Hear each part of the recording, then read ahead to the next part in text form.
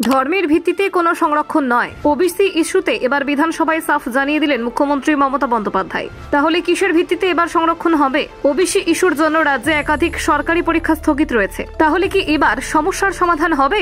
মুখ্যমন্ত্রীর স্পষ্ট বার্তাতেই মিলল সব ইঙ্গিত। এদিকে বিরোধী পক্ষও ছেঁকে ধরেছে মুখ্যমন্ত্রী মমতা বন্দ্যোপাধ্যায়কে। তাহলে এবার কি হবে? শেষমেশ কোন দিকে গড়াবে জল? দেখুন, ওবিসি ইস্যু নিয়ে বিগ আপডেট। ওবিসি সংরক্ষণ নিয়ে যে ব্যাপক জটিলতা তৈরি হয়েছে তা নিয়ে এবার বিধানসভায় ব্যাখ্যা দিলেন খোদ মুখ্যমন্ত্রী মমতা বন্দ্যোপাধ্যায়। এদিন বিধানসভা অধিবেশনে অন্যান্য অনগ্রসর শ্রেণী সংরক্ষণ সংক্রান্ত ইস্যু নিয়ে এই কথা স্পষ্ট করে দিলেন যে কোনো জাত ধর্মের ভিত্তিতে এই শ্রেণী বিন্যাস হচ্ছে না। এদিকে মমতার ওবিসি সংক্রান্ত বিবৃতির পরে এই অধিবেশন কক্ষ থেকে বেরিয়ে এসে স্লোগান দিতে থাকেন বিজেপির বিধায়করা। ওবিসি ইস্যুতে বিধানসভায় মুখ্যমন্ত্রী মমতা বন্দ্যোপাধ্যায় দাবি করেন যে রাজ্য সরকার অত্যন্ত দ্রুততার সঙ্গে বেঞ্চমার্ক সার্ভে চালিয়েছে এবং পিছিয়ে পড়া অংশের মানুষজনকে চিহ্নিত করেছে। সেই অনুযায়ী ওবিসি তালিকা তৈরি করেছে সরকার। সূত্রের খবর, এদিন তিনি আরও বলেন যে বাম আমলে যে ওবিসি সংরক্ষণ চালু হয়েছিল তার পেছনে কোনো নির্দিষ্ট সার্ভে ছিল না, কিন্তু বর্তমান সরকার এই সংরক্ষণের জন্য সুপরিকল্পিত সমীক্ষা চালিয়েছে, যার রিপোর্ট পর্যালোচনা করে অবসরপ্রাপ্ত বিচারপতি অসীম বন্দ্যোপাধ্যায়ের নেতৃত্বে গঠিত কমিশন সুপারিশ করেছে। সেই সুপারিশই রাজ্য মেনে নিয়েছে। এদিন মুখ্যমন্ত্রী দেওয়া রিপোর্টের সূত্র জানা গিয়েছে, এই মুহূর্তে রাজ্যে 140টি সম্প্রদায় ওবিসি তালিকাভুক্ত হয়েছে। তার মধ্যে 49টি সম্প্রদায় এ ক্যাটাগরিতে এবং 91টি সম্প্রদায় বি ক্যাটাগরিতে অন্তর্ভুক্ত।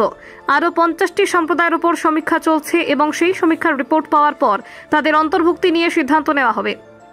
পাশাপাশি তিনি আরও বলেন যে সংরক্ষণ তালিকা প্রকাশিত হয়েছে তাতে ধর্মের ভিত্তিতে অন্তর্ভুক্তির কোনো বিষয় নেই। এক্ষেত্রে আর্থিকভাবে পিছিয়ে পড়া শ্রেণীকেই বাড়তি গুরুত্ব দেওয়া হয়েছে।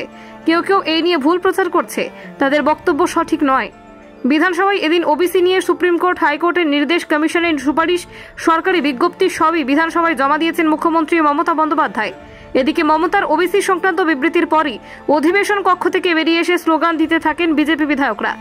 বিরোধী দলনেতা শুভেন্দু অধিকারী দাবি করেন যে সংখ্যালঘু তোষণে ব্যস্ত সরকার। হাইকোর্টে কেস পেন্ডিং, সুপ্রিম কোর্টে 15 জুলাই ডেট আছে, তারপরেও আজ আগে থেকে নোটিশ না দিয়ে, বিরোধী দলনেতাকে 2 মিনিট বলার সুযোগও না দিয়ে মুখ্যমন্ত্রী বলার পরই স্পিকার অ্যাডজার্ন ঘোষণা করে দিলেন, আমরা ছাড়ব না, এই লড়াই হিন্দুদের অধিকার রক্ষার লড়াই। প্রসঙ্গত, গত বছর 22 মে কলকাতা হাইকোর্টের বিচারপতি তপব্রত চক্রবর্তী এবং বিচারপতি রাজশেখর মান্তার ডিভিশন বেঞ্চ 2010 সালের পর থেকে তৈরি রাজ্যের সব ওবিসি সার্টিফিকেট বাতিল করে দেয়।